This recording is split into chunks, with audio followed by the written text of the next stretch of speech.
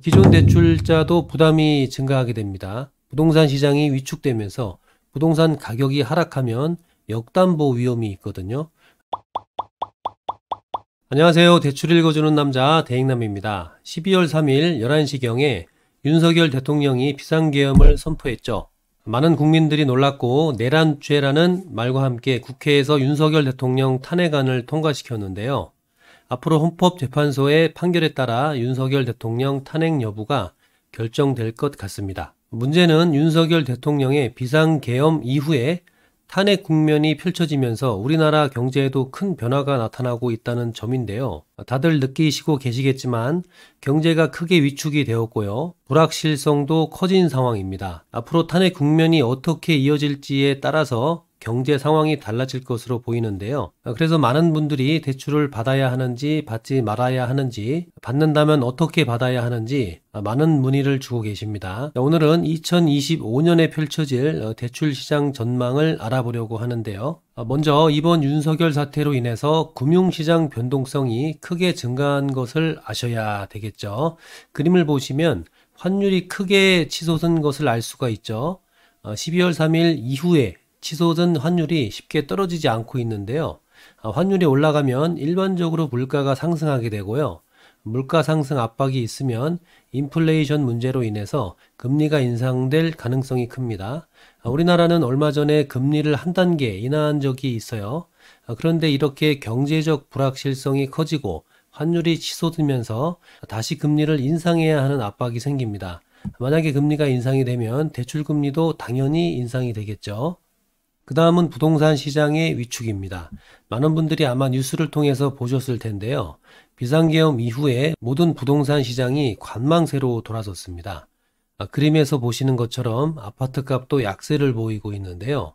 왜 그러냐면 부동산 정책이 어떻게 바뀔지 모르기 때문에 일단 지켜보자는 심리가 커져서 그렇습니다. 결국에는 부동산 거래가 감소하고 수요가 없으니 집값이 약세를 보이고요. 이렇게 되면 어떻게 되냐면요.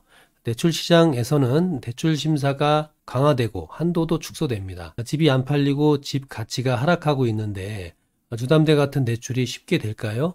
그렇지 않겠죠. 그래서 부동산 시장이 위축되면 대출도 어려워진다. 이렇게 생각하시면 되겠습니다. 결국에는 대출 심사 강화가 나타나게 되는데요. 정치적 불확실성에 경제적 불확실성이 더해졌고 주택시장도 위축이 되고 있죠. 그러면 대출 승인 자체가 어려워집니다. 부담되는 물론이고 신용대출이나 마이너스 통장 다 마찬가지예요. 경제가 어려워질 수 있는데 대출을 함부로 해주는 은행이 많지는 않겠죠. 특히 신용도가 낮으면 어떨까요? 1금융권, 2금융권에서 대출받기가 더욱 어려워진다. 이렇게 생각하시면 되고요. 저신용자일수록 대출이 막히면서 자금 조달이 힘들어질 수가 있겠습니다. 그리고 또 많은 분들이 트럼프가 대통령이 되었으니까 2025년에는 금리가 인하되는 것 아니냐 기대하시는데요. 이것도 시장을 좀 봐야겠지만 우리나라 상황을 볼 때 금리 인하는 2025년에는 좀 어려울 것 같습니다. 일단은 트럼프 대통령은 정책 기조가 금리 인하 쪽인 것은 분명해 보이는데요. 그런데 연준의 파월이 버티고 있으면서 금리 인하 속도를 조절해야 한다고 주장하고 있고요. 미국이 금리를 인하한다고 가정하고 달러 강세가 약화된다고 하더라도 우리나라는 지금 금리 인하 자체가 당장은 어려울 것 같아요. 그러면 2025년에는 금리는 동결되거나 소폭 인상될 가능성이 매우 큽니다. 금리의 변화에 따라서 대출 시장에도 영향을 당연히 받겠죠. 정리를 해보면 결국 우리나라는 계엄 이후에 불확실성이 커지면서 금리가 인상될 가능성이 있고요. 대출 심사가 강화될 가능성이 큽니다. 대출 심사가 강화되면요. 대출 한도도 줄어들게 되고요. 대출 부담도 커질 수밖에 없습니다. 즉 2025년에는 대출 받기가 지금보다도 더 어려울 수 있다는 점 알고 계셔야 하겠고요.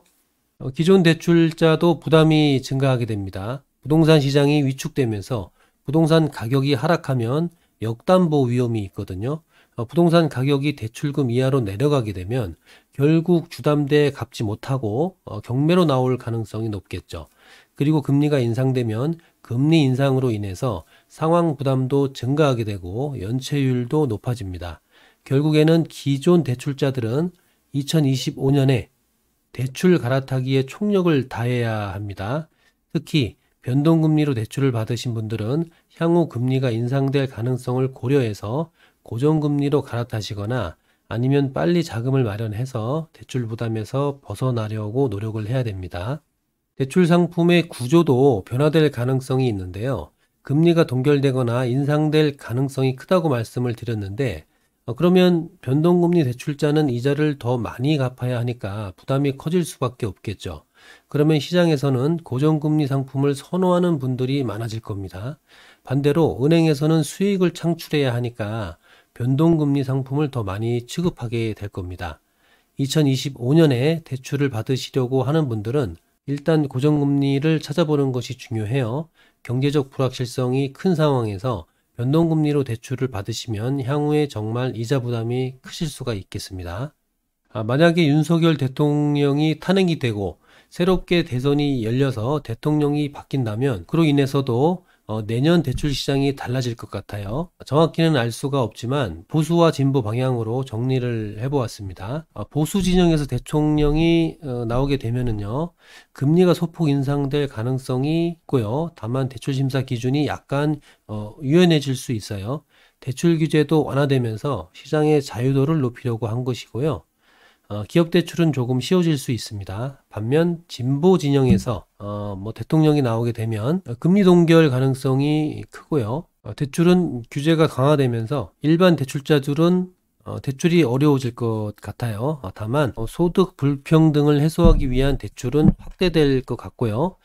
저소득층이라거나 생애 첫 주택이라거나 1주택이신 분들, 한부모 다자녀 가구 등은 좋은 조건으로 대출을 받을 수 있게 될 것 같고요. 소득을 기반으로 한 대출 상품이 확대가 될 가능성이 큰데요. 아무래도 사회적 약자를 배려한 대출 정책들이 대거 나오지 않을까 싶습니다. 내년의 대출 시장 전망을 간단히 정리하겠습니다. 25년에는 금리 인하를 기대하기 어려울 것 같고요. 금리 동결이 이루어지거나 인상이 될 겁니다. 경제적 상황이 불확실하기 때문에 대출 심사가 강화되고 대출 한도는 축소될 거고요. 그러면 여러분의 대출길이 더욱 막히게 되겠죠. 저신용자 분들은 더욱더 대출이 어려울 겁니다. 또 대출을 받는다고 하더라도 대출이자 부담이 커질 수밖에 없기 때문에 고정금리 상품을 알아보시는 것이 유리하겠고요. 이미 대출을 받으신 분들도 마찬가지로 대출이자 부담이 커질 수 있으므로 대환을 빨리 알아보시는 것이 좋겠습니다. 결론은 2025년 대출은 어려워지고 이자 부담은 커지므로 빠른 대처가 필요하다는 것으로 정리를 하겠습니다. 사실상 내년에 대출 시장이 어떻게 변화할지는 조금 더 지켜봐야 하기는 할 것 같고요. 윤석열 사태가 어떻게 끝이 나는지, 누가 새로운 대통령이 되는지에 크게 변화가 있을 것 같은데요. 일반적인 경험을 생각해 보면 아마 내년 대출 시장은 매우 어렵고 혼란스러울 거라고 생각이 됩니다. 대출을 받으시려고 하는 분들도 참 어려움이 많으실 것 같고요. 금리가 올라갈 가능성이 있고 대출 정책도 크게 변화할 것이기 때문에 정보력 싸움이라고 할 수가 있겠습니다. 누가 더 많은 정보를 가지고 대출 시장에서 활동하느냐에 따라서 대출 가능 여부, 한도, 이자도 달라질 거예요. 궁금한 점이 있으시면 언제든 열려있는 상담, 대익남에 문의를 주세요. 조금이라도 좋은 조건에서 대출을 받을 수 있도록 함께 노력해 나가겠습니다. 아무쪼록 대출 알아보고 계시는 분들은 좋은 결과 있기를 바라고요. 시청해 주셔서 감사합니다.